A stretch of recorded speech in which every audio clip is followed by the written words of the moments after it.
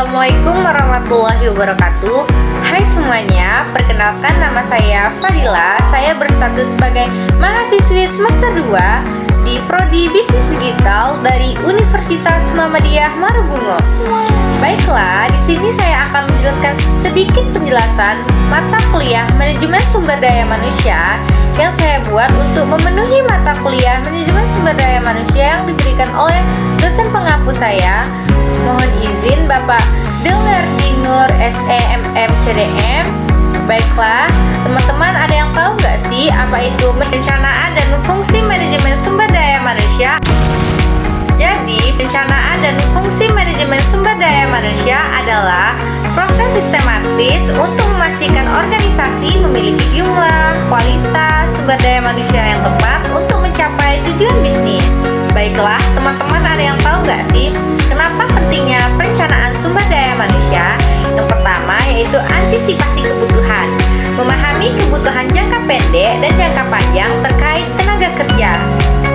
Yang kedua yaitu menyesuaikan strategi, menyesuaikan tenaga kerja dengan perubahan dalam strategi bisnis. Yang terakhir atau yang ketiga, mengoptimalisasi penggunaan sumber daya manusia. Fungsi dan tujuan perencanaan sumber daya manusia yang pertama adalah kesesuaian kerja, yaitu memastikan kesesuaian antara tenaga kerja dan jumlah pekerja yang tersedia baik dari segi jumlah maupun kualitas. Yang kedua yaitu efektivitas pengelolaan, yaitu mengelola manusia seefektif mungkin agar diperoleh sumber daya manusia yang baik dan saling memanfaatkan.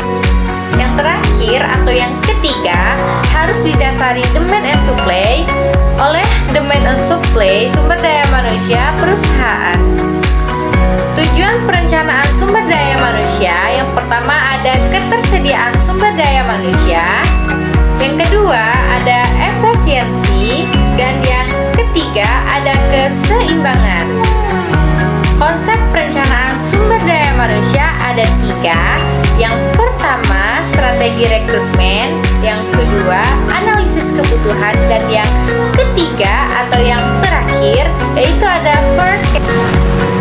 Dan fungsi manajemen sumber daya manusia yang pertama ada perencanaan, yang kedua ada rekrutmen, yang ketiga ada kinerja, dan yang terakhir atau yang keempat yaitu ada pelatihan. Jadi dapat disimpulkan perencanaan dan fungsi manajemen sumber daya manusia aspek sosial dalam pengelolaan organisasi. Perencanaan sumber daya manusia membentuk organisasi, mengidentifikasi dan memproyeksikan kebutuhan tenaga kerja, memastikan ketersediaan untuk mencapai tujuan yang strategis. Jadi kita lanjut pada materi kedua yaitu manajemen sumber daya manusia digital. Baiklah, di sini saya akan menjelaskan pengertian manajemen sumber daya manusia bisnis digital. Apa sih itu manajemen sumber daya manusia bisnis digital? Mari kita simak video berikut.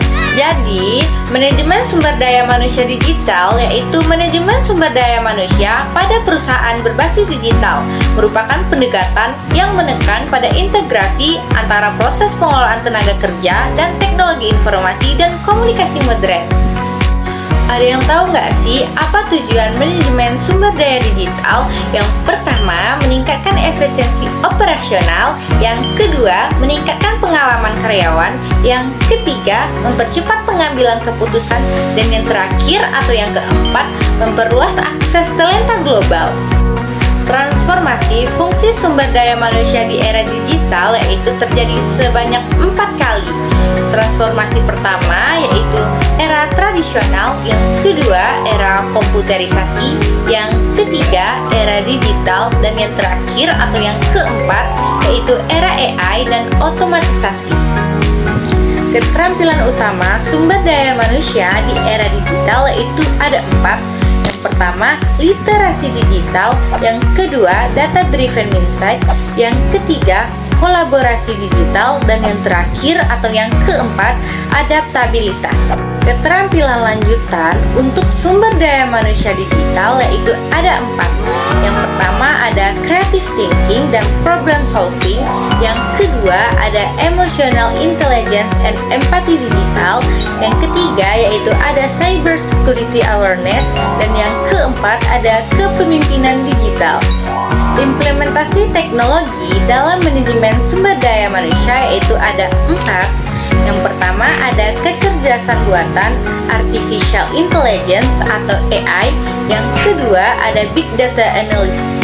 Yang ketiga ada aplikasi mobile HR. Dan yang keempat ada cloud based search. Tantangan manajemen sumber daya manusia yaitu ada 4. Yang pertama ada keamanan data. Yang kedua ada keseimbangan teknologi. Yang ketiga ada kesenjangan keterampilan.